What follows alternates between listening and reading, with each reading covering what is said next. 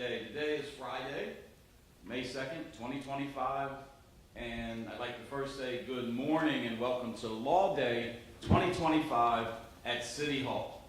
My name is Stefan Roots. I'm the mayor of the city of Chester.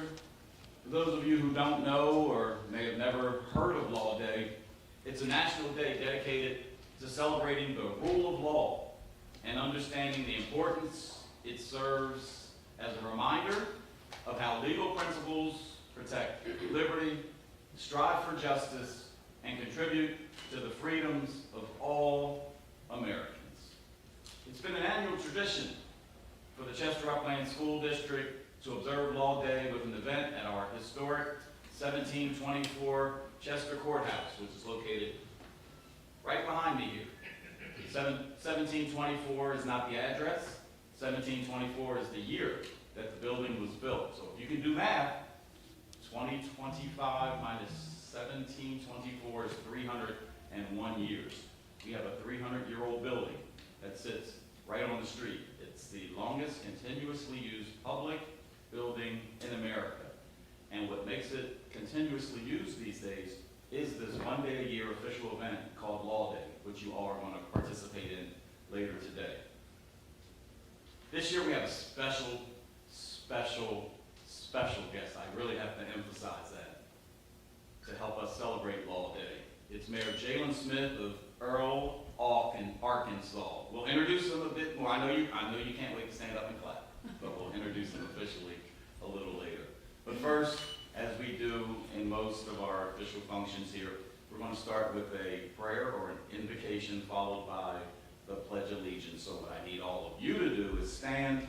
I would like to introduce Council Lady Tanika Gibson-Williams. She'll give us our invocation followed by our pledge. Good morning, everyone. Let us pray. Loving God, we ask you for guidance and protection over our young people. We ask that you will bless them with wisdom to make good choices, strength to overcome challenges, and have peace in their hearts. God, we pray that our youth will come to know and love you more. We ask you for your protection over our young people. We ask you to guard them from harm and keep them safe from danger. And may they be surrounded always by your love. God, we pray that our youth will have courage to stand for what is right, even when it's difficult. Give them strength to face challenges with faith and resilience. And may they be a source of hope for everyone. We ask these things in Jesus' name I pray. Amen. Amen. I pledge allegiance to the flag of the United States of America and to the republic for which it stands, one nation, under God, indivisible, with liberty and justice for all. Thank you, Council Lady. And again, good morning. Welcome to Chester City Hall. We have some more students coming in the room, so that's exciting. And as they come in the room, we're going to just continue with the program. It's just great to see young people in the room. I want to welcome Chester Upland School District students. Do we have students from somewhere other than Chester Upland? No, we're all the homegrowns? Yes. Great. So what I need to know is what schools are you from? Anybody from Coosa? If you are, represent. All right, no one from Coosa. How about Edgemont scholars? Oh, we got a few Edgemont scholars that got raising their hands. Get excited.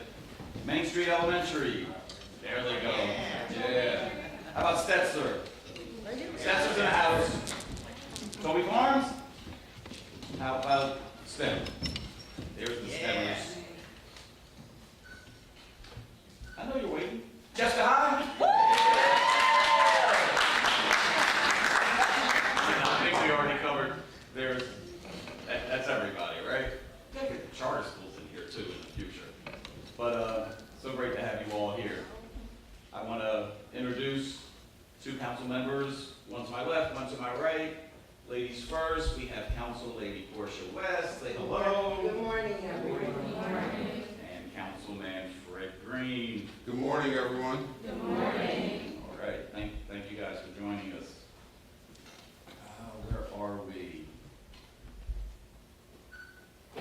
Yeah, so I'm going to have you guys involved, particularly you students. What do mayors do?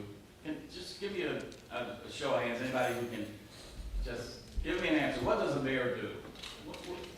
What's the role of a mayor? Hold on, we got a microphone over here. We'll probably get 2 or 3 answers and then we're gonna keep it going. I can't wait to hear what you have to say. Go ahead.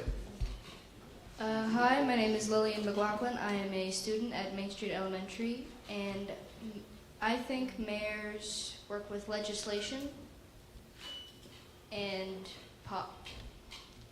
they work with anything political. I like that. Okay, let's give her a hand.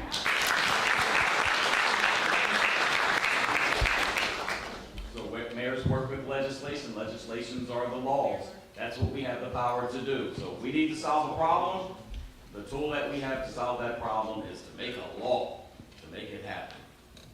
Go ahead. Hi, I am James Wilmore. I am in 5th grade. I am from Main Street Elementary. I think that mayors work with more like cops and political problems and stuff, and they more like have a lot of duties to go around and like they work with cops, taxes, political stuff, other people to make their city a good place to be in. Okay, I like that too.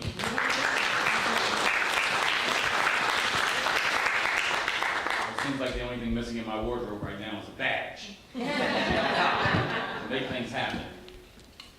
We got one more? One more? I saw more of them. 2 hands. There we go.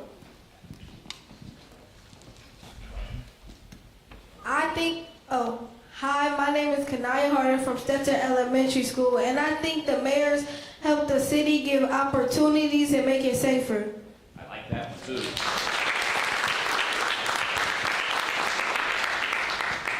So you're all right. There hardly is a wrong answer to that question. But mayor and council, that's our job, safety is number one, especially in a city like Chester. We want to make sure you're safe. We want to make sure you guys prosper. We want to make sure you have great places to live. We want to make sure that bad players don't come into town like polluters or people who are going to take advantage of us. And we do it by legislation, which are the laws, but we also make ourselves present throughout the community. So you'll see us in the schools constantly finding out what you guys want. The one thing that we don't do, though, is we have no jurisdiction, or we have no say as to what the schools do. So the school have their own form of government with superintendents and principals and teachers and all other staff. And that leads me right into the perfect segue, because we're going to hear from Mayor Smith down the end there. But first, we're going to introduce to some and present to others the superintendent of the Chester Upland School District. That is Dr. Latrice Mumine, superintendent of the district, and she's going to give a few remarks and make the introduction to the speaker. So you're going to use that podium over there, Dr. Mumine.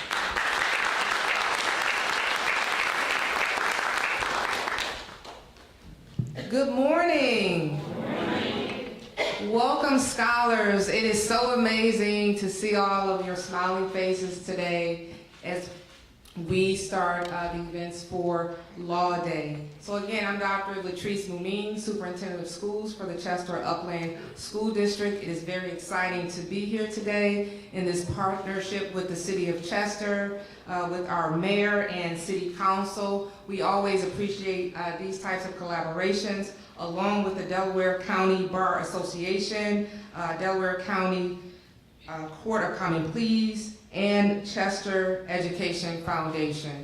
And so as the mayor shared, he talked about those things that the city has jurisdiction, and although the city does not have jurisdiction of the school district, we spend a lot of time collaborating because we know education is an important component of the city of Chester and us growing as scholars, and not only for what we're doing in the city, but what we can grow to do above and beyond to represent the city of Chester. So we're very excited about that, and I'm glad for you to be here today. And so at this time, I would like to welcome to the podium our introduction of the speaker, student Adrielle Johnson, ninth grade student from STEM. So let's give her a round of applause.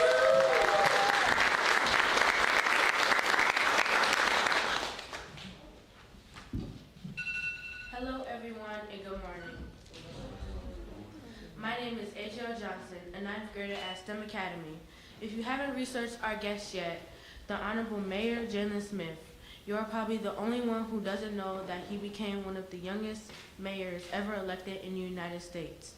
He became an inspiration to me when I first met him on Google last year, when I, along with some of my schoolmates, were preparing for Law Day. All of us were pleasantly shocked and surprised to learn how someone in high school like us could achieve at that level. Mayor Smith, on behalf of all my friends who are studying that day, and on behalf of the rest of the students in the Chester Upland School District, I would like to thank you for coming to help us celebrate Law Day this year.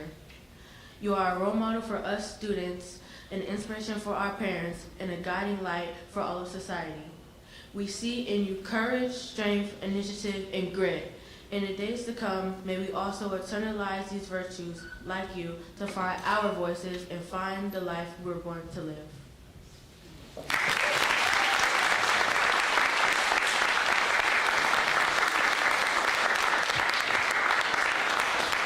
That was very, very nice introduction. So I got to get you out of your seat, Mayor Smith, over to the podium. The floor is yours. Let's receive Mayor Jalen Smith.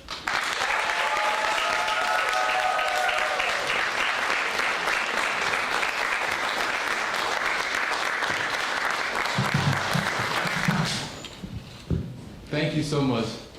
I'm really grateful. Number one, to be here, and I thank you, Ms. Jean, Mayor, Council. I really thank you all so much. Students, I thank you. This day here is really a bittersweet day for me because it's so much hope still remains in communities across the nation. I ran for office not because I wanted to run for office. I really didn't even have I would say, the aspiration of getting into politics. I really did. My goal and dream was to become an Arkansas State Trooper, really what I wanted to do with my life. But I would always have had the helping hand and willing to serve community. I grew up with a single mother, no father in the house, single mother, but a village of people that want the absolute best of me and my brother. And so within that village, I had aunties, uncles that I helped do things. I always clean and volunteer.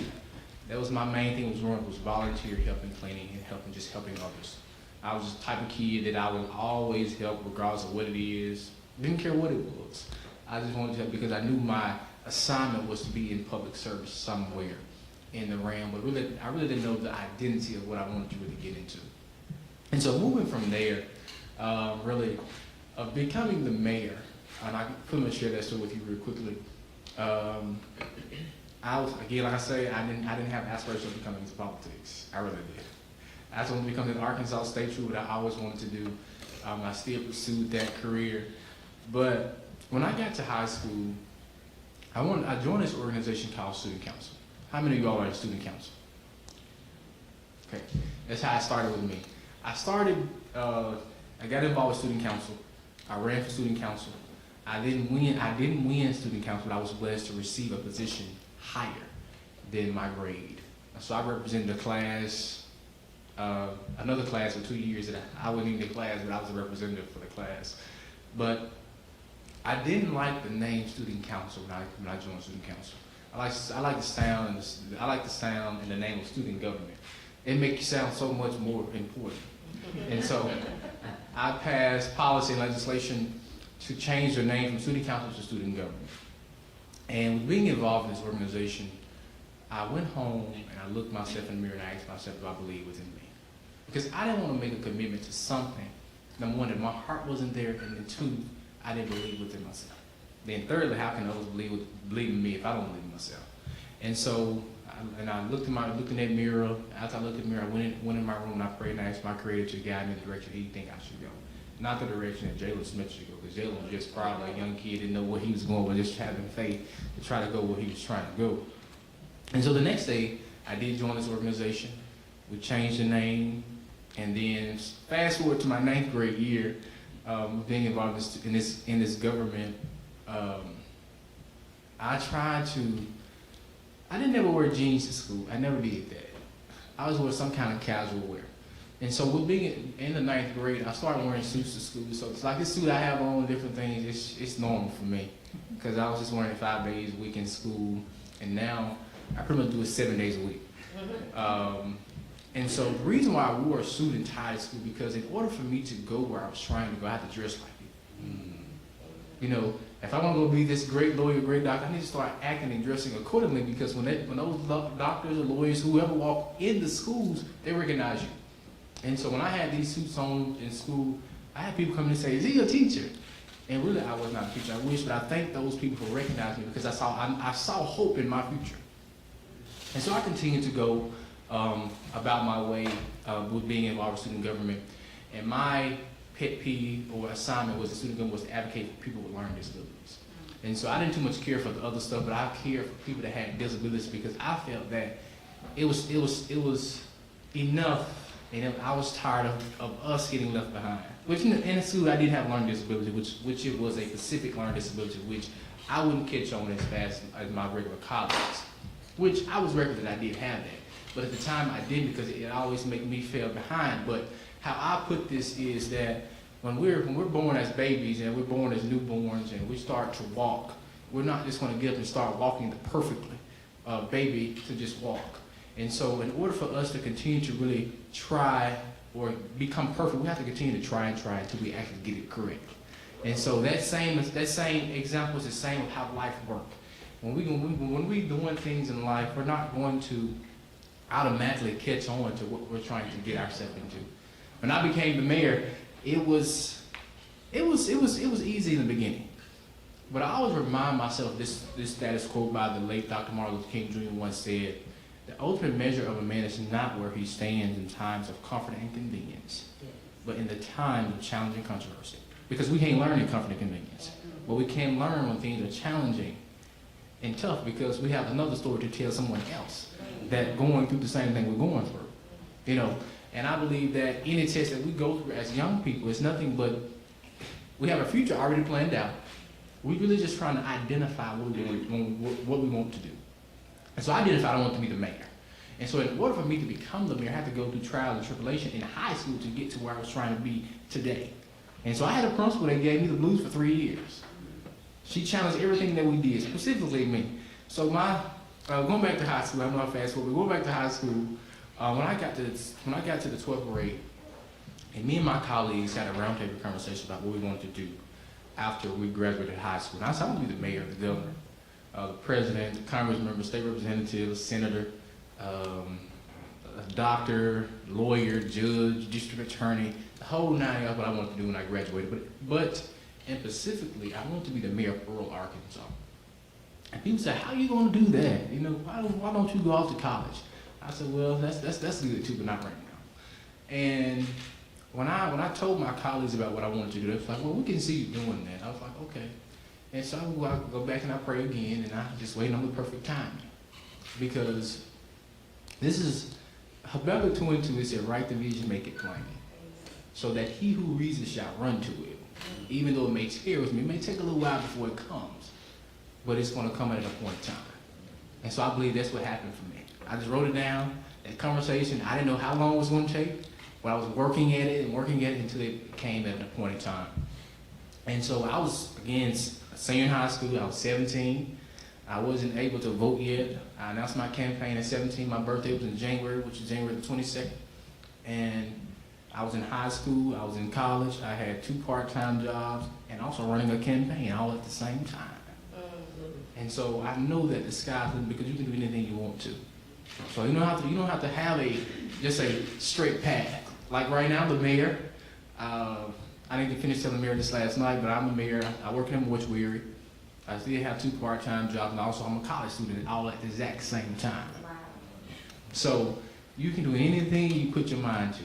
And I'm living testimony that you can do that. You know, some people may tell you that, well, I think you should focus on this. What do you desire in your heart of what you want to do with your life?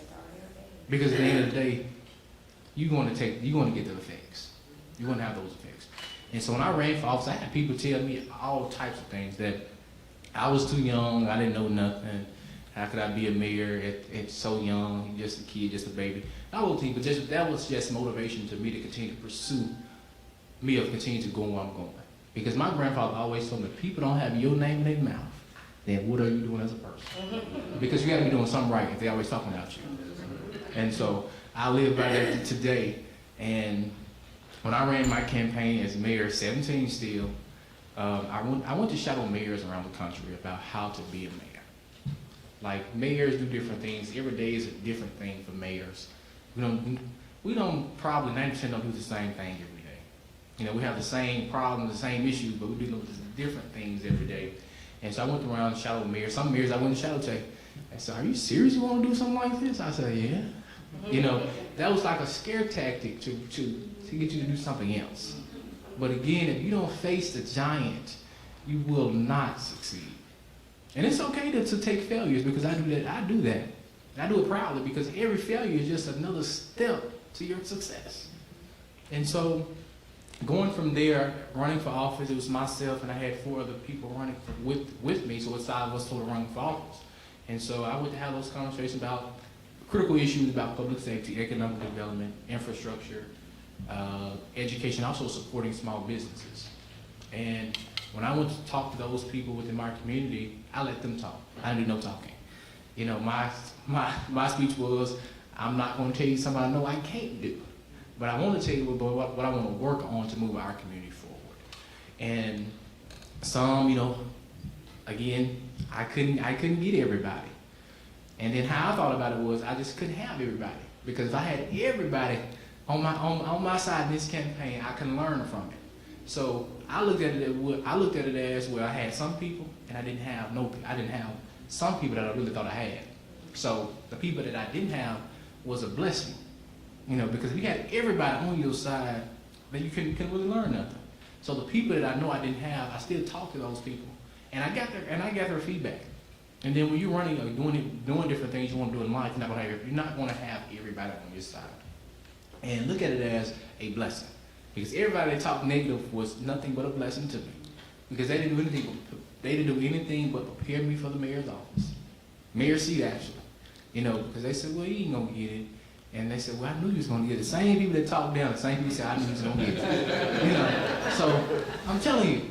So when I took office, I got elected December 6th of 2022 into the mayor's office at 18 years old.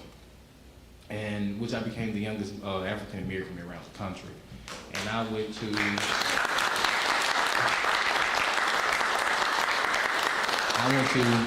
I traveled the world from the Jennifer Hudson show to the White House to DC to New York City to different places. And I love the country. I love the country town. I'm not pretty much a fan of the city, but I like the country. But I did enjoy the opportunities to really explore and really learn and network with different people and different leaders around the world to really understand, really have those conversations about how can we get more young people involved. Now, a lot of people always say, well, we don't have young people involved. And my question is, why don't we have young people involved? See, back in Arkansas, they say that the status quo is that I want young people to be successful. Now, check this out. We want young people to be successful, but when young people start being successful, we hinder them from making progress. So which is it? Do I want them to be successful, or do I want them to stay down? And so a lot of times people say this stuff, but what are the actual reality of what you really want young people to do? You know, because a lot of times people gave us an opportunity to shine. So why not push them to give them an opportunity to shine? Because at the end of the day, I don't really spend time with young people, I really don't. I spend time with talking with people very older than me and learning from them and gaining wisdom from them to pour into young people. Because my grandfather's 94 years old, and he chopped cotton, he did all of those things. And we talk about this all the time in the nation that we live in, pretty much in Arkansas and Memphis, Arkansas, Tennessee area, that only thing we see is young people committing crime, going to jail, getting killed. So what is the trajectory that we can really push young people into living that purpose? And so the question goes back to, if they are really taking the initiative to go into their purpose, why am I hindering them from the progress? And so that question, it brings a lot of answers, a lot of knowledge to people because they never looked at it that way. Because I'm dealing with a city council right now that's very challenging. And so a lady got up and she said that in a council meeting, she was like, if we're trying to push our youth to live in their purpose, why are we shutting them down and hindering them from progress? And no one can say nothing in council. Because the thing of the matter is, they feel like that, well, I've been sitting on this council probably for 30-some years, and this guy's just 18, we think we're going to let him come in and do this to us? But it's not about that. It's about moving forward so that we can make our communities go forward. Now, how many of you want to leave this area and never come back? No. And that's the problem. You're fine. That's the problem. I was sharing that with Mary last night, that a lot of people in my area say, I want to graduate, but I will never go back home. And my question always be, why? They say, because it's nothing. And my reply back is, it may not be nothing, but how can we help? How can you help? Go back and invest. Because people that's not from your I call it foundation. People are not from your community is not going to invest like you will. If you become a doctor, a successful doctor, or an NFL player, NBA player, whatever the case may be, you have to go back at home and really invest in your foundation. Because no one else will invest within. We'll rather go somewhere else and invest in those people places, but forget about where we come from. And that's the exact reason why I did what I did. Because I got tired of people leaving Earl, Arkansas to go be great somewhere else. And I showed them that they can be great right in a small town, 2,000 population. We may not have a McDonald's, we may not have all of this stuff that other cities have. But once before, those bigger cities didn't have they didn't have it either. But it took people with a vision to make it happen. It took people that knew that it was value in the community to actually put effort into those places. It does. Like, I say all the time, I never leave Earl, Arkansas. I have a house somewhere else, but I still have a house in my home because I always care and cherish it so much. Because I look at it as, in order for a community to go forward, you have to, what I mentioned earlier about it take a village to raise a child. Same thing with your community. It take a village to move it.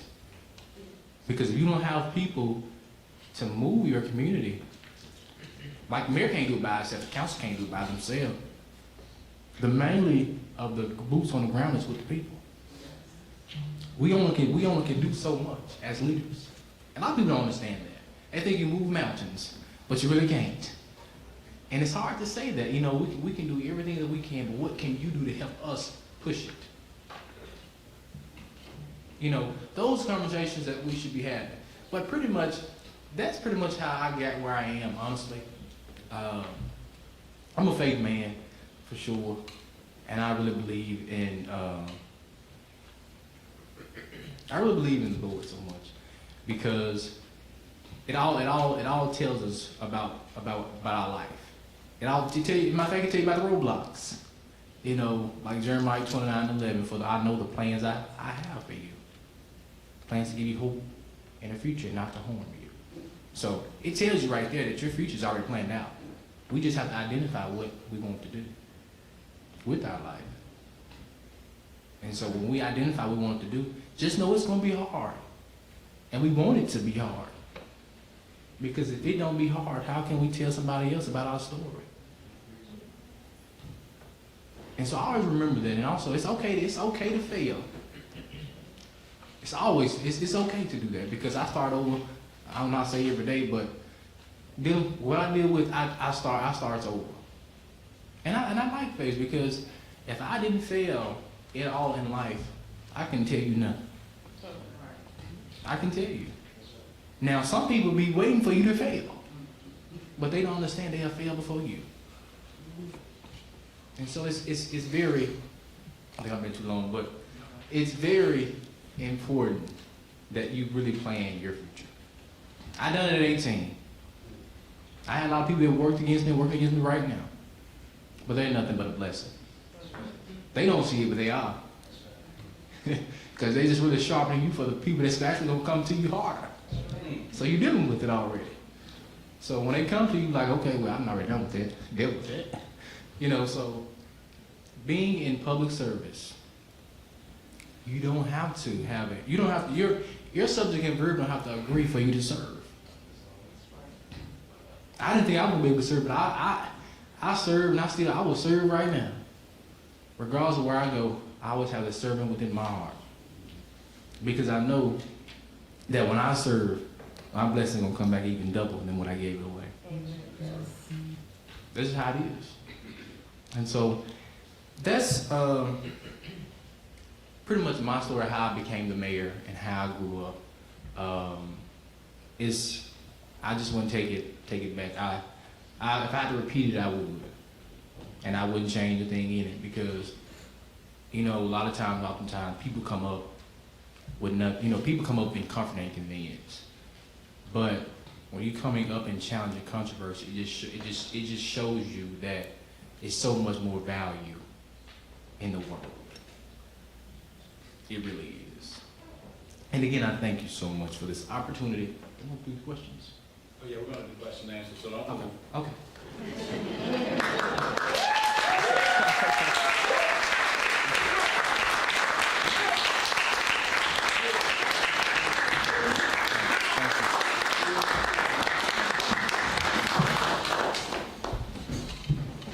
Are you really finished? I think we have an appetite for more. We also have an appetite. That was wonderful. That was amazing. As he hinted to, spent a little time with him last night, picked him up from the airport, me and Miss Jean Arnold. And my wife, which was interesting because at first she was like, nah, I don't want to go. Then I got here, she's like, man, I think I do want to go. So I went and picked her up. Man, if I was a jealous dude, she fell in love with you and your spirit. I tell you, she was screaming and hollering all through the night. I was a little jealous, I'll be honest. But I will also say that, you know, he is a young man. He's the actual age of my oldest granddaughter, right? So when I look at that, I'm like, what can I glean? What can I learn? What can I get from a young mayor? It would seem on the surface that he would be the guy, as he said he is. He follows mayors around. All of us are older than he, to get information from us. But as we sat and we talked and things started to open up a little bit, you know, as he said, we're all facing the same or similar issues, and we all have different approaches to how we deal with it. And you know, he didn't teach me how to write legislation, and I didn't teach him how to give that speech.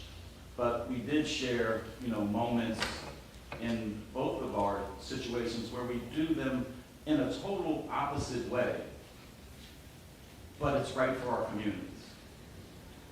I first discovered you on the podcast that the African American Mayors Association did on you back in April of 2023. Oh.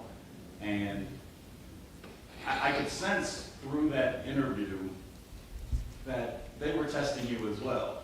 They were excited, like we all are, that we're in the presence of the youngest mayor in America, and he just happens to be black. But as that interview moved forward, you could just hear the respect that they had for you and, you know, your views, the way you carry yourself, your grounded spirituality, your vision, and your purpose.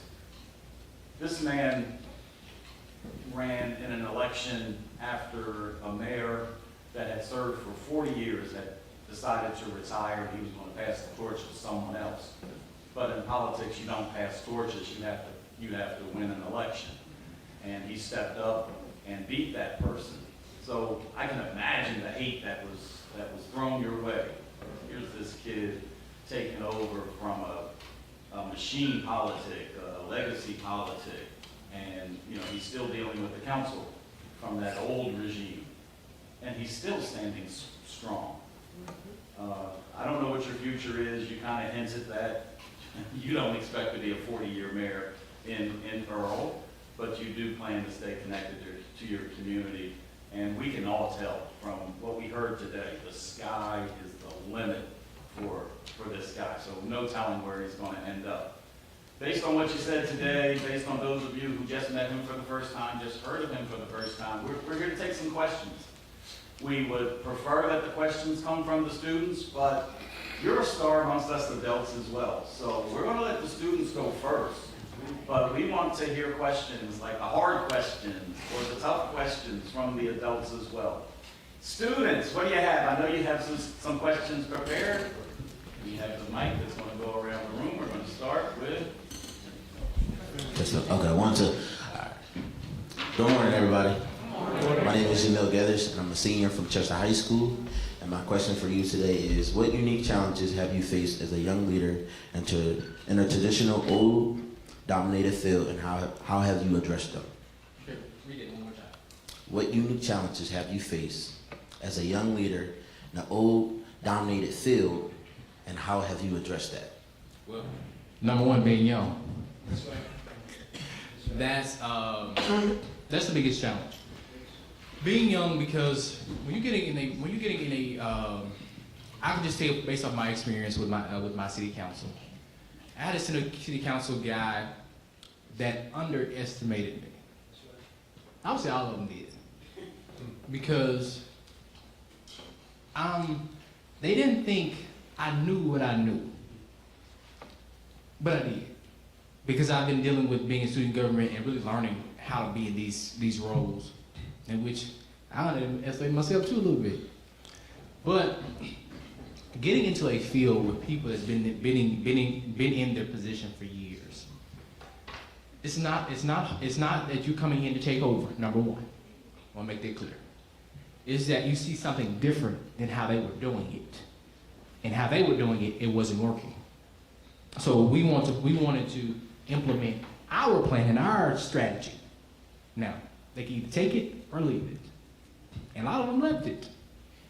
But the advantage that we have as youth is that we can go out there and fight. And their job is just to counsel us to how to go through it. And so that's really the main thing, is being young. And then they think you don't know anything, but when you actually get in the position of the role, you probably know more than they know. And that's not being biased or anything. But it's just really, when you have a purpose and a plan when you have a purpose and a plan and you have a limited time, you have to do what you have to do. And that's, I'm not like Mira said, I won't be there 40 years. I probably won't be there longer than 8 years. I didn't think I was gonna be there longer before, but I will be running. But when we're in position, we don't have a long time. Our job is there to set the foundation, set our vision, set our mission, and continue to go. And then again, just being young it's really the biggest challenge, because people are not gonna be willing to change. But you have to put them and say this, well, what if I was your child, your grandchild, how would you treat me? And they get them to thinking. And so the next time you meet with them, they're a totally different person. And then they'll say, well, I underestimated you because I have a grandchildren, the same thing. So.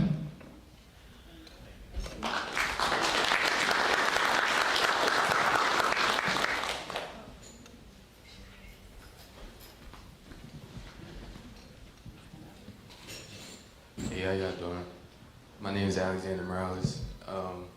First, I want to say I appreciate you for everything you do. You know, it's kind of like a narrative that goes around nowadays where people that look like me look like you, like younger folks, that we ain't good for nothing but trouble. But it's good to see that, like, cause I'm 18 years old, and to see you do something like that at 18 years old, it was inspiring.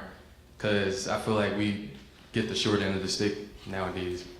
So I guess the question I have for you is, when it's all said and done, and you're done being a mayor in Earl, what would be like the dreams and aspirations you have? Like, what's the next step for you after you're done being mayor? Okay. Well, I want to address that first part about when you mentioned about. I can agree with that, but also I can disagree with it as well, because I look back. Dr. Martin Luther King once said, "We look to the day that we won't be judged by the color of our skin, but by the content of our character." And I stand on that. And I stand on that because even though we live in a world that it is, like I stand on a predominantly Republican state, and they show themselves every day. But at the end of the day, as people, I don't look at this one race. I look at all of us as equal people. Hey, that's how I look at it. Because just because I'm a person in power, don't mean that I can show you out because you're not in power. And so, but going to your question, I can tell you what my dreams and aspirations are. Is once I finish the mayor's office, I plan to actually run for it, either state representative seat or state senate seat, and then from there, Congress or senator, and then from there, the governor of the state of Arkansas till I term out, and then from there to the presidency until I term out. Y'all hear that? So those are my plans and aspirations.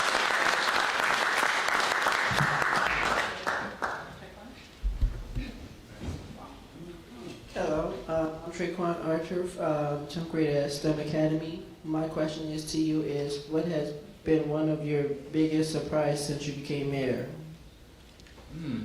I don't think I made it that far yet. Seriously. I really don't, because honestly, I don't think I made it that far yet to really have a surprise as of yet.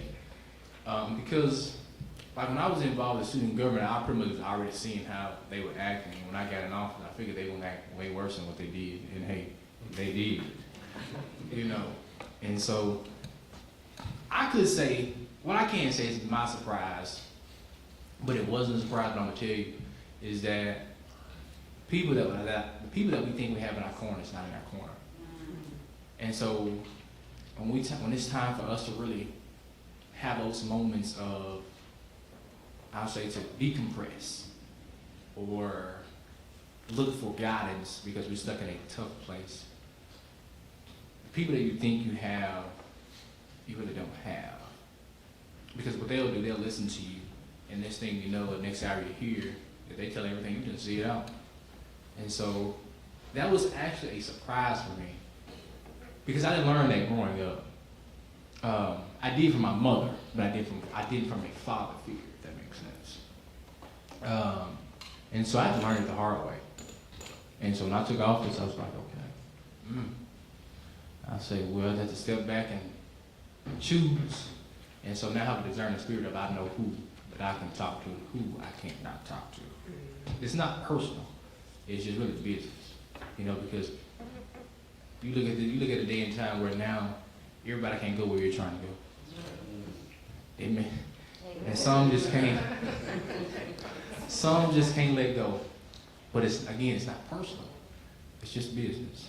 You know, and that was another surprise to me as well too. Because they're coming back now. So I really thought I could really take people where I was trying to go. I was like, oh man, I just want you to go. But if I really wanted to really actually live in my purpose, walk in my purpose, I have to disconnect.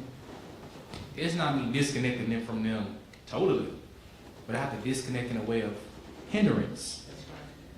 So those are the two surprises.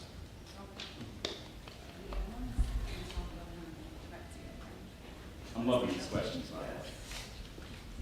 My name is Dewan Hinton Jr., Main Street Elementary, and I was wondering, is there any goals you accomplished since becoming mayor of Irvine?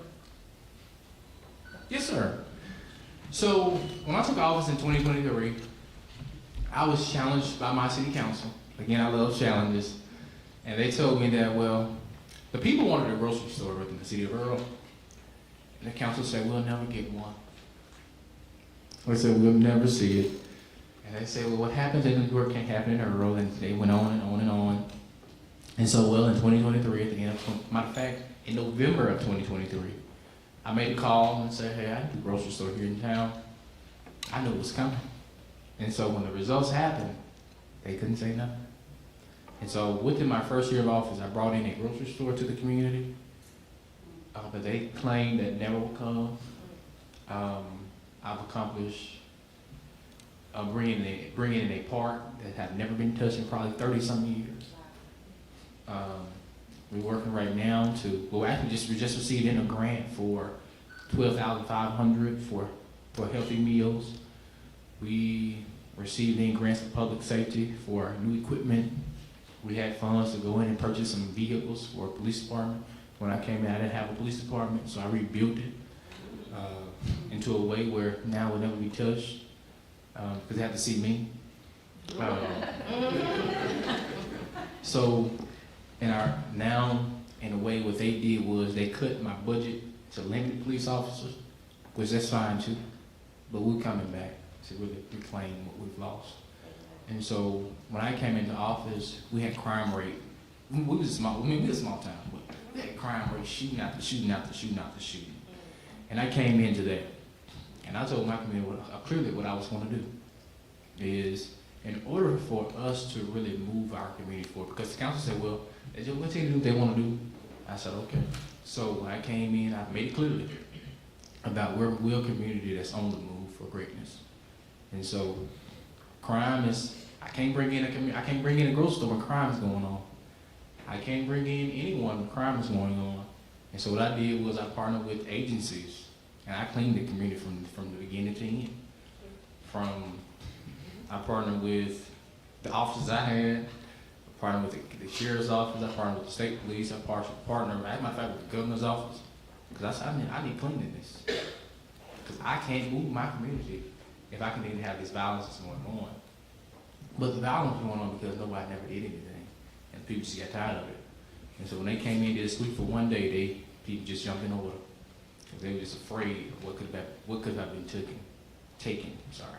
But that's pretty much what I've accomplished so far. This year we're working on a $300,000 project for streets, another $25,000 for our community center to make it to a multi-purpose center. And also this year we'll be annexing the city out as well, so we get more revenue and bring in more people. And these are the things that people said. They also threw stumbling blocks in front of it as well, but there's always a way to make things happen.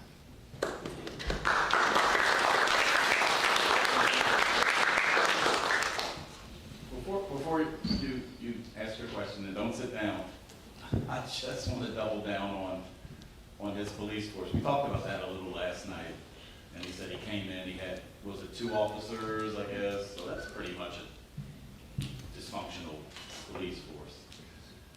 But one thing that he noticed when we picked him up was that he said, hey Mayor, I've got the same vehicle you have, except that mine is white. Okay, a big deal. But as we got to dinner, he says, equipped in my car is a laptop, and I can watch all the police activity all day long. So all the dash cams and all the body cams. And I got the scanner going constantly.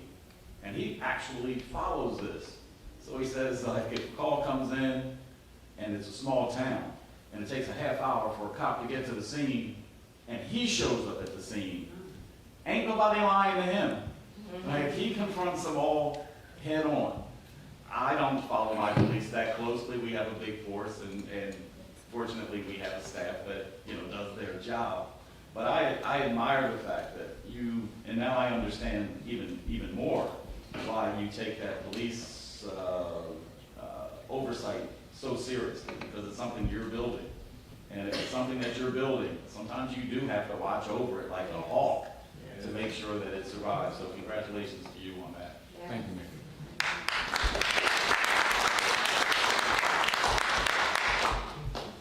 My name is Morelli Meza Cortez. I'm a junior at STEM Academy. What kind of student were you?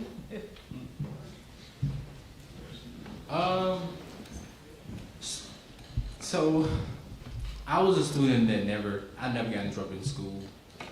I was a student that always helped. Even though it was no help to be done, I always found something to help with teachers, faculty, staff, whatever it is. I always got to school probably an hour earlier than other people to help greet students as they come in. And then when I got involved with student government, I was a student that I couldn't take no for an answer. And I still can't today, because I know there's always someone waiting to tell me yes, or to tell us yes. And so when I got from my 9th grade to my 12th grade year, I was the student that no one wants to see, that wanted to see. Because you just can tell me anything to just brush me off. Because I knew numbers, I knew policy, I knew procedures. I stayed updated on all that stuff.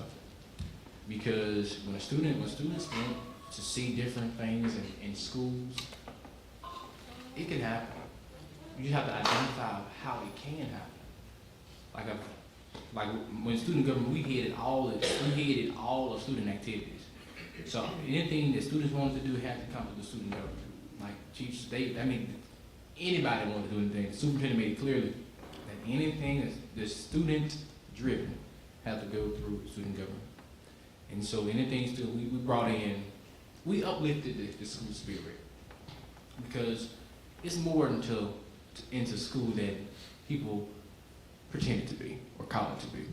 And I looked at school as a job when I was in school. And I just looked at it as, in order for me to get to the next step or the next phase, the next chapter, I have to get through school.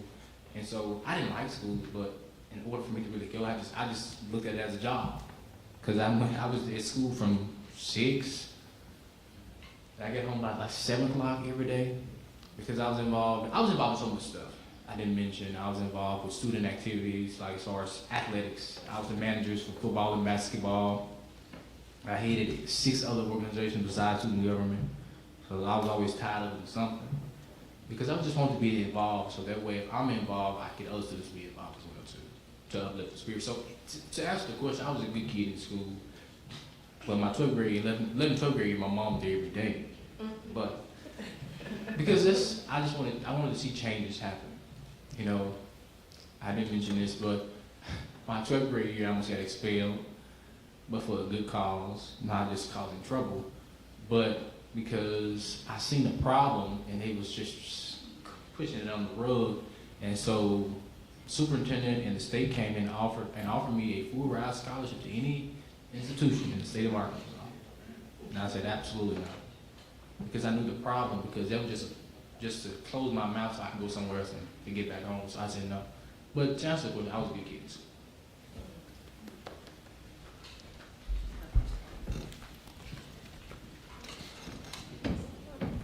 Hello, my name is Kanaya Hart from Spencer Elementary School again.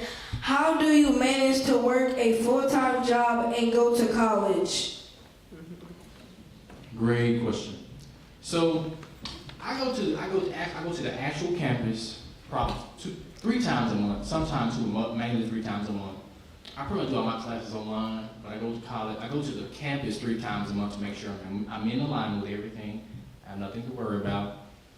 And being the mayor is just,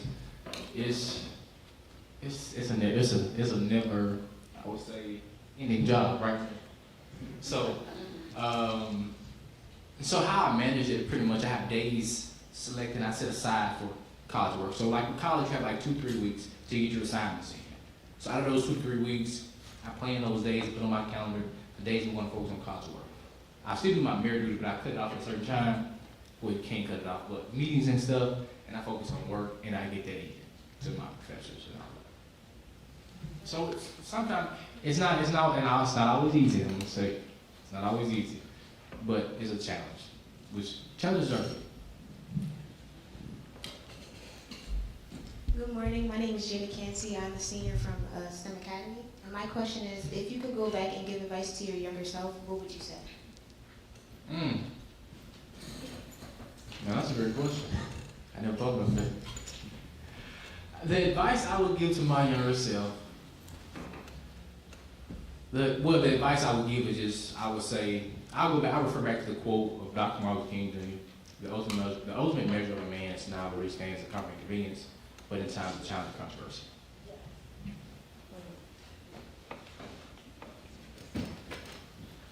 My name is Harlan Graham. I'm from Main Street Elementary School, and my question is, did anybody specifically inspire you to become mayor? That's a great question. I did have people that did inspire me, not from my community. Not people from in the community that they did, but pretty much like when I was involved in student government, we went to different places throughout the state, and we had all these questions about what we wanted to do and why we should do it and why should we change in our community. And I really think that has really inspired me so much. And then once I got in the realm of running for office, like other mayors that inspired, you know, they gave advice, they gave different tips, different nuggets about the different things that should be done. And I think that really inspired me even more.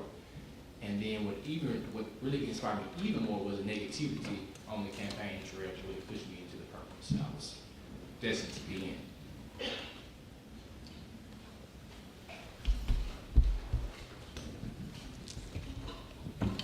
My name is Yasmary Alvarado, and I'm from Edgemont Elementary School. And my question is, as mayor, what person do you aspire to be, or what kind of person are you, and what advice would you give us to tell our classmates back at school? That's a great question. Person I aspire to be, continue to aspire to be, number one, I always have to remind myself that I will never be perfect. But I can live up to perfection. I never take anything for granted. I always go do different things with a humble heart, have faith. And the person I continue to aspire to be, I do have room for improvement. We all do. And the room for improvement is not bad. It's just really to help us climb the ladder even more.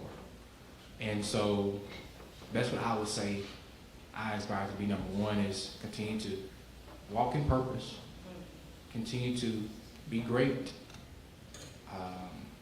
But my advice to be to young people is, number one, really to identify what you want to do with your life. Secondly, do what your heart desires you to do. And then three, when things get hard, continue to press even further into it. Now, people are going to tell you no, but don't look at the no as a closed door.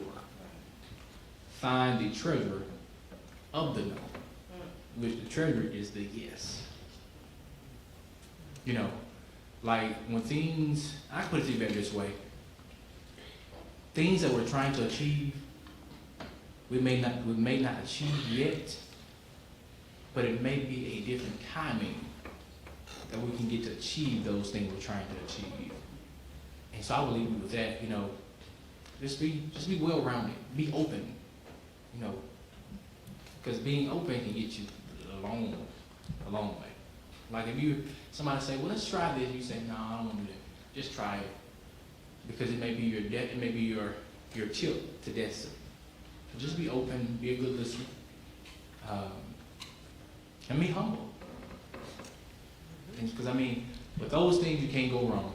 And remember that you're going to make mistakes throughout life, and those mistakes are not the end of the world.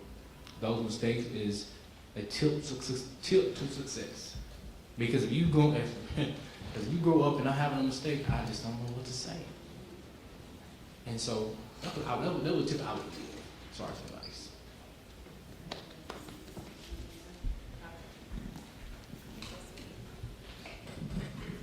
Hi, I'm James Wilmore from Maestria Elementary School, and my question is, when handling everything that you need to do you feel more overwhelmed? And if you do, how do you handle those feelings? Well, being a mayor, a lot of stuff is overwhelming. But what I do is, number one, when things are overwhelming, I just read quotes. I have quotes on my phone I read all the time about to really guide me through the realm of overwhelmness.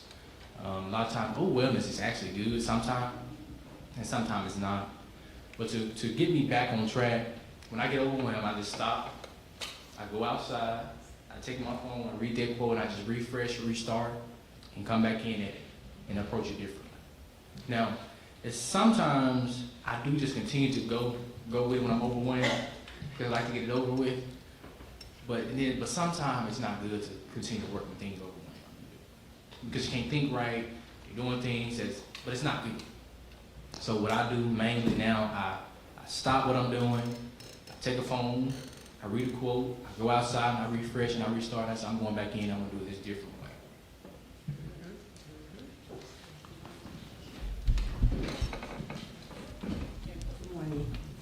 Hi, I'm Magistrate Judge Dawn L. Van.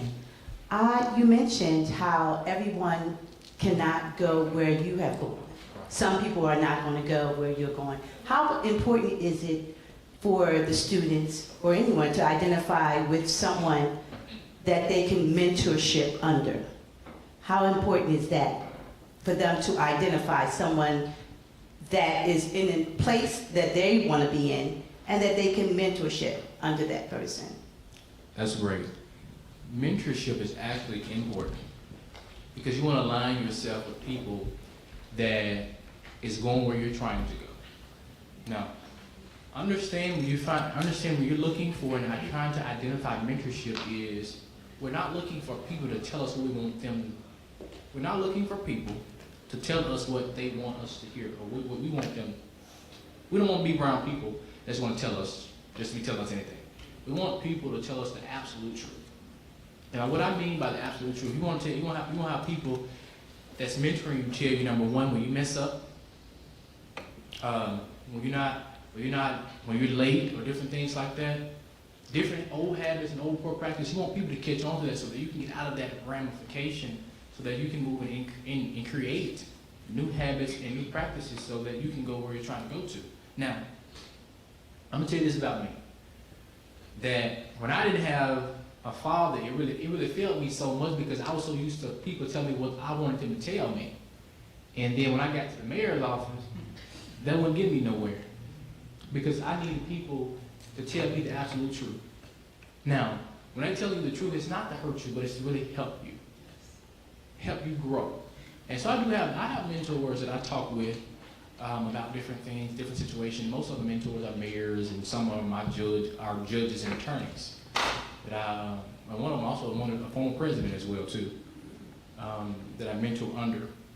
But in those sessions that I tell them everything that's going on. I want them to tell me the absolute truth of what they would do if they were back in my shoes. And sometimes I don't like the response, but it's not what I like. It's what can help push me forward. And so I would say surround yourself with people and mentors that can actually push you into greatness. I mean, push you, drive you crazy into greatness. Those are the people you want to be around. Because people that just tell you stuff, it's no good to you. It's no good to you. So it's very important to have those mentors in place so that you can move forward. I wish, I still have mentors. You know, I'm just 21 years old. So I'm not telling you nothing that I don't have. So it's very good to have those things in place.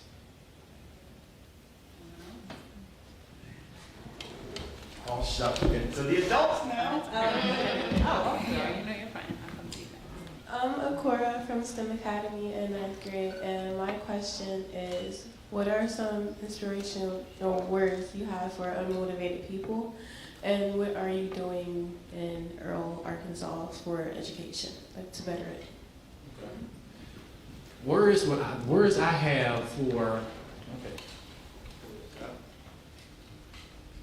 words I have for, you said unmotivated people, correct? Okay. So what I do is, I'm gonna find one quote real quick.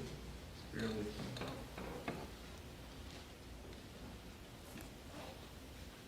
Okay. So what I have I kind of have a lot of quotes. I'm a man of quotes. And so I kind of feed people as far as quotes. I would say,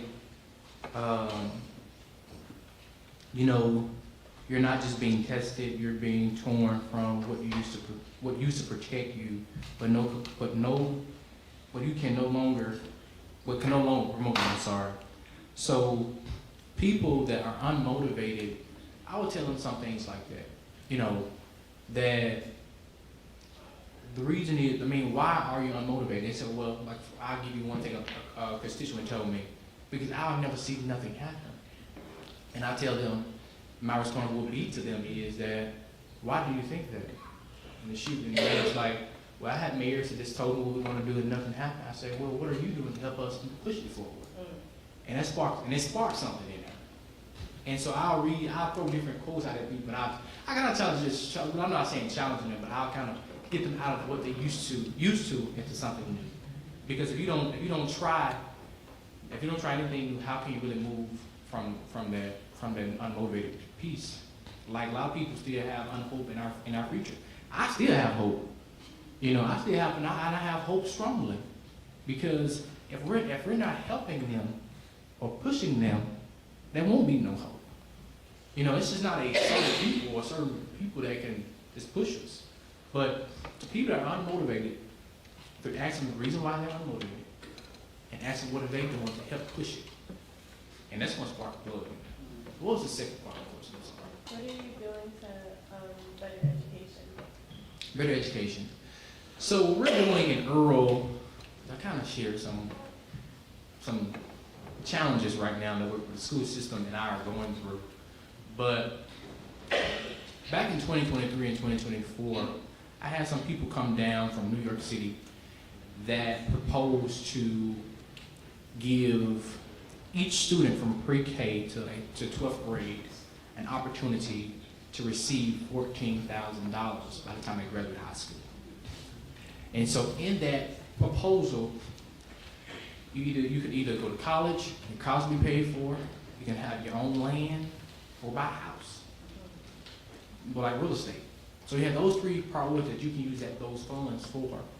And then you had like people around the country that would pour into these funds, and by the time you graduate, that would be good. That would be your funds. And so when you graduate, you don't have to worry about any scholarships you want to go to college, because you already have the money there for you to do that. And so which that can go through how we plan, but the educational piece is that we're trying to find some kind of strategic plan to get our young people more educated. Like I have a town hall meeting Monday with all of our youth in the city, just to identify how can we really educate them. Like from the city, because from a city standpoint, the only thing as we can do as far as cities is really create programs, like after-school programs that we can do, and different things like that as far from the city standpoint. But the main of the program of the education comes within the school system. You know, the school systems receive, I don't know about this state, but in Arkansas, school systems receive funds based off per student they have. So they're like in Arkansas, they receive $7,500 per student. And so that, if you do 7,500 times probably 400 some kids, that's over probably millions of dollars. And so all of those funds help pay for teacher salaries, and it also help pay for investing within the kids. And so more kids in Arkansas really want the investment, you know, because all that money just sit there, and you can really invest in it. But as far as from a city standpoint, we're trying to put programs into place so that we can, like as far as tutoring, mentoring programs, gentlemen clubs, ladies clubs, so that we can put those in place so that we can really help from the city from that standpoint. All right, we're going to get one more question. Superstar, and then we're going to wrap things up. Mayor Smith, can you tell us about your community? Introduce yourself. Oh, my name is Cynthia Jenner. Here we go. Can you give us some description of your community, the size, ethnic diversity, how the council works, largest city near you, top businesses? I personally don't know anything about Earl, but welcome an opportunity here. Okay. So Earl is 30 minutes south of Memphis, Tennessee. So that is the biggest city that's close to Earl. Earl is a community of 2,000 population. We're 3.25 square miles. We're 90% black, 10% white. Earl is a community surrounded by a whole lot of farmland. They grow crops, beans, and cotton all time of the year. I would say we don't have any. We did years ago, but now we don't have a major plantation in the city. We did, but our major, I would say, automotive plantations, like it's called Hino Bosch. Those are old in other cities, like 15 minutes away. So, and when you're trying to get to Earl, you go through Marion, where you go to West Memphis, Arkansas. Well, we'll start with Memphis. So, and if you're trying to fly to Earl, you fly into Memphis. You go from Memphis through West Memphis, Arkansas. You go through Marion, Arkansas. You go through Crawfordsville, Arkansas, and you hit Earl, Arkansas. So Earl is like at the end of the county, Creighton County, Arkansas. So we have a community of 2,000 population, 3.25 square miles, and we have a major, it's a major highway. They're going to actually expand to a 5-lane highway here next year. So when you come to area, you'll see we have a high school right off to the right of the highway. You know, And you said you had how many students? Did you say 400? we had over 400 students in the school system. All right, let me tell you something. The questions that your students and a couple of adults who got to sneak in were fabulous.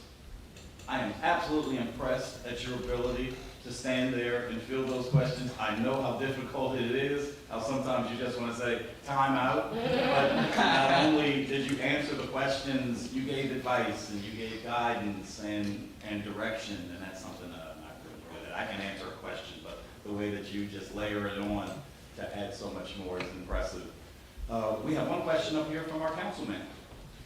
First, let me just say good morning and thank you so much for accepting the invitation and welcome to the great city of Chester. Thank you. You know, watching you stand up there and speak, you remind me so much of myself. Wow. When I started out when I was 11 years old, and I was wearing suits to school every day. And then you mentioned your mortuary. I'm in the funeral business as well. And so you just remind me so much of myself. And it is so refreshing to see young people involved. And you bring so much hope and inspiration to the community. And so my question, well, first, the young lady asked a question, which was great too. She wanted to know about your mayor and council, and I guess what form of government you guys are. So I'll let you answer that, then I'll ask my question. Okay, thank you so much. So we have a council of 8 people, and I'm a strong mayor. And so I intervene when the tie occurs. On my council, we have majority black on the council. And so I'm a strong mayor, form of government. And so I guess it's a 3-part question. One is, why is it important for young people to get involved in politics and community activism? And how important is it that young people have a seat at the table? And third, what would you say to young people who feel as though they may be shut out? Or, you know, oftentimes older people may say, oh, you too young, you just a baby, like, you know, wait till you grow up to do this or to do that. What would you say to those young people to inspire them to keep on going and to always stand up for what is right and to always get involved in their community? Okay, so I'm gonna try to remember that question. The first part of the question, I thought the first part of the question is, it's very important to get involved because the future is yours, number one. So this is your future. So if you want to have the most greatest future that anybody can ask for, you have to get involved. It's very important because decisions are being made regardless of you there or you're not there. So it's very important to be a part of those decisions that are being made, especially legislation. Somebody mentioned legislation, policies, and ordinances. So here, the council pretty much probably passed legislation. So the council probably has some legislation, maybe probably into effect, I'm not sure, that they're getting ready to pass or they're probably proposing to pass. So you can play a part of by being involved in that process and say, well, you may say, well, this may not work for my area. You know, so it's very important, it's very great to be a part of those discussions that council, not only council, your legislators, people are doing, to really help them, because again, they're really making this, they probably, more likely they make decisions really to help you. But if you're really not telling them the real thing that's going on, because they're not there every day in those areas that you really see every day. So it's very important to be involved in that, because those legislative and policies may not affect you right now, but later down the line, those policies and legislation is going to affect you. And then second part, I'm sorry. The second part is, why do young people deserve a seat at the table? Gotcha. Again, the second part of that question is go back to where if the future is yours. Now, when you go sit at those tables, when I first started, when I first went to the table to see, they unwelcomed me. I still stayed there because it's a public meeting, whatever. But it's very important that you go to the table and you sit at the table because you want to know what's going on. You're not there to cause chaos, but you're there to learn. Because again, the future is going to fall on us, fall on you. And so it's very important that we be involved. We go to the seat at the table because somebody gave you an opportunity to have a seat at the table. So we want to do the exact same thing. We're not there to take over, but we just want to learn and get the knowledge. And then the last part is, to that question Councilman asked, is when someone is telling you that you're too young, that you don't know anything, or different things like that, continue to push forward. Because they're not doing anything but preparing you for you. They're not doing anything but preparing you for the seat that you're trying to get into. That's it.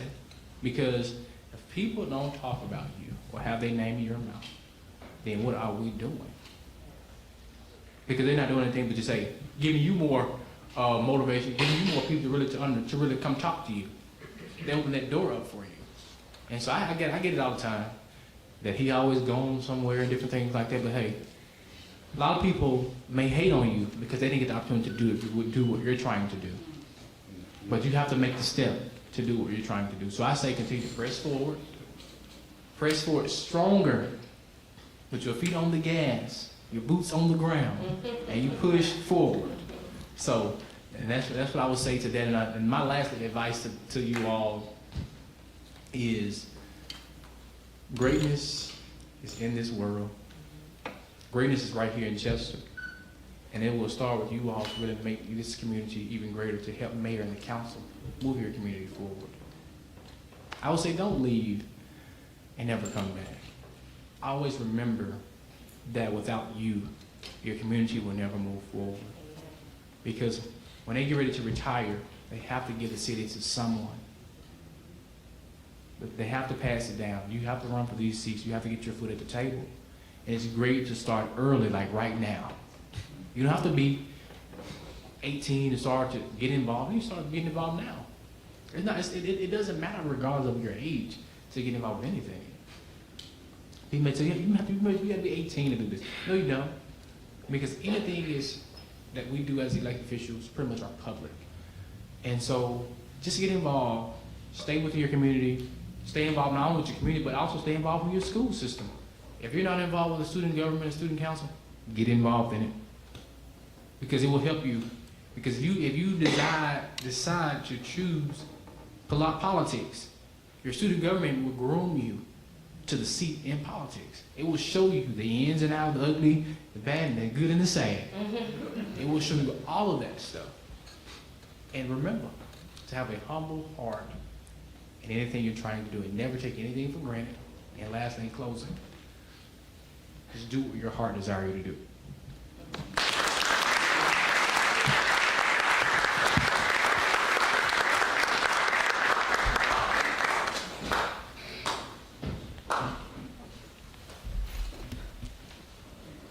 Councilman's out there.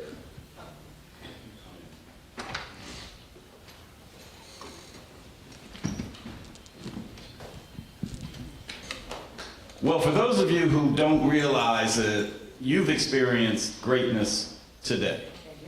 It's phenomenal that you would close on that term, because I don't know if you realize that just about a mile up the road there in 1948 through 1951, the guy that you kept quoting, the Reverend Dr. Martin Luther King, went to seminary school right here in this area. And at the time, he was about your age, and he was preaching in all the churches around Chester as he was getting his chops together. And there were people sitting in the congregations just like you and I, listening, probably impressed, but having no idea that he would become the man that he would become. I have a feeling that what we witnessed today is not much different than what they witnessed back in those days in Chester, in every church around here, whether it's Calvary, Murphy, Bethany, Shiloh. If you read the seminarian, you'll see that he preached in every church around here.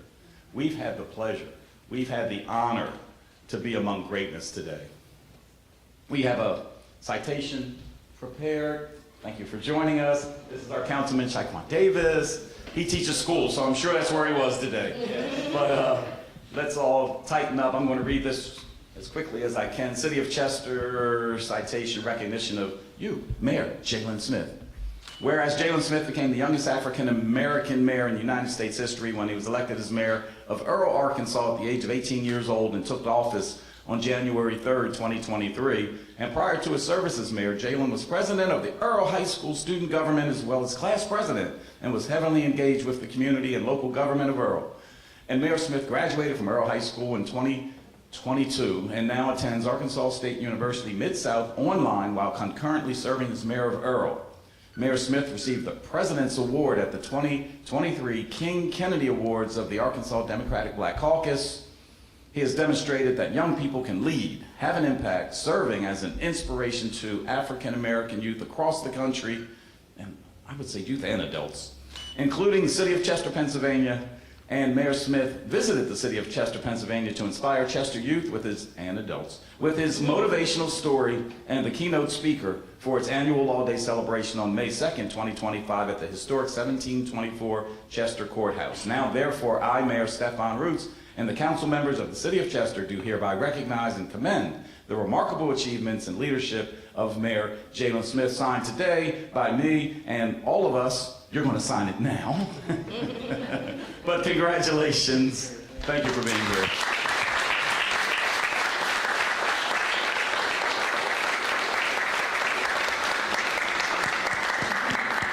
Real quick, we're going to do some acknowledgments, and the first acknowledgement has to go to you, Miss Jean Arnold, for bringing this.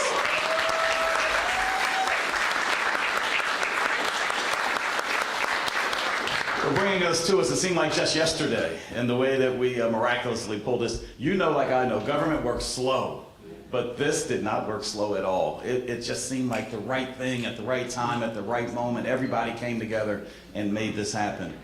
Thank you. This is for the photo. This is for you to hold.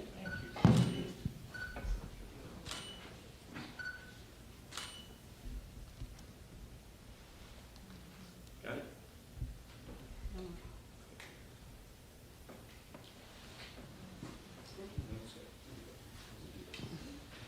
Miss Jean, can you come forward, please? Because I'm going to need you to do this part.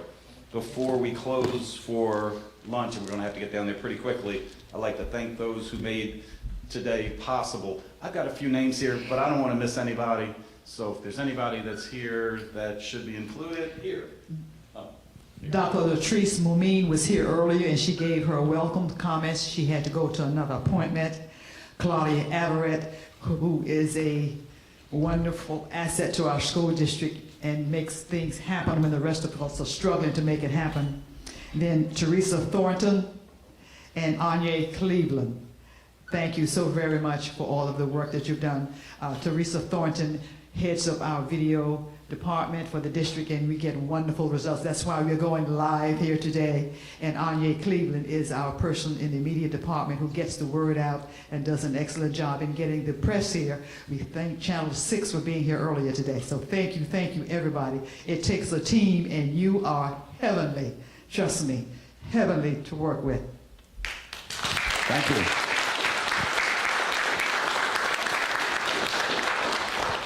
So as mayors, we're not going to stand in anybody's way to get to lunch.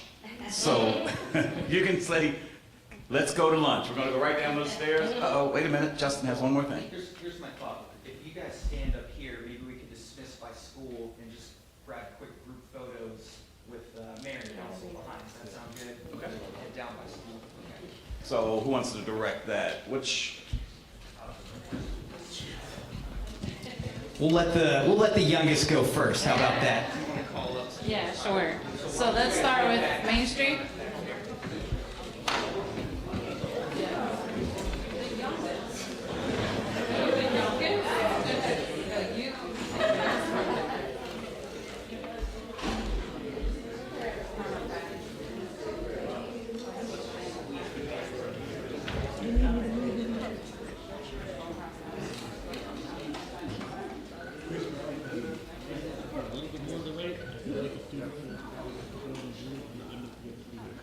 In 20 years, all of you guys will be able to say, I got a picture with the President of the United States of America. Right?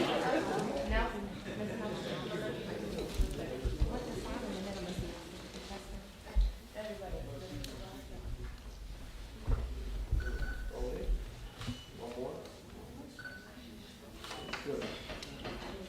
'Main Street is dismissed to lunch. Can we have Stetzer next?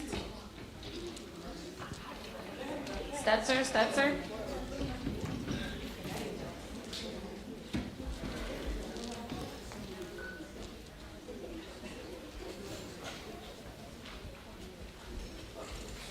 Split the sign.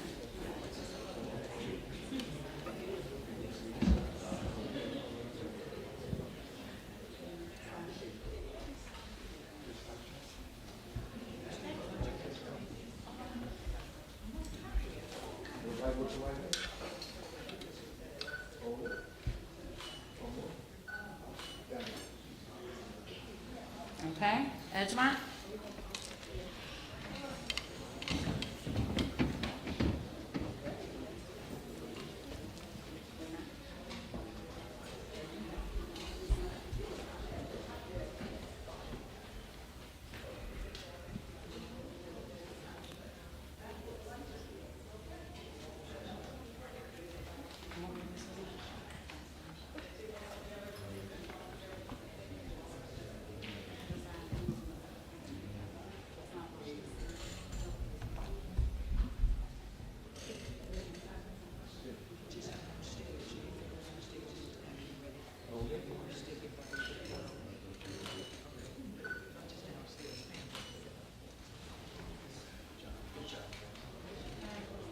Steph.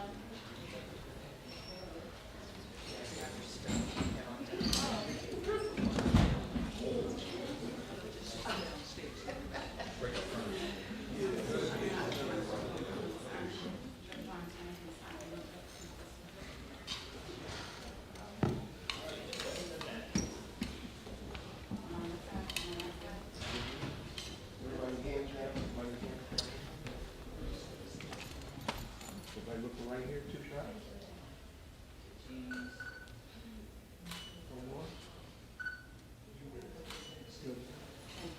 Chester High. Say the best for last. Right?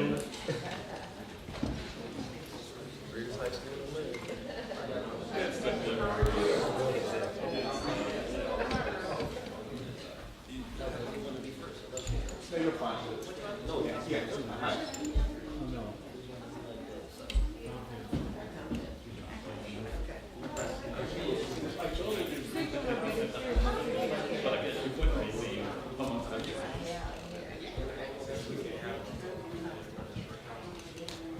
Okay, everybody looking right here? You don't have to swipe. Definitely, too short. Okay, just step to your right, There you go, now the seat, hold it. Everybody hold it.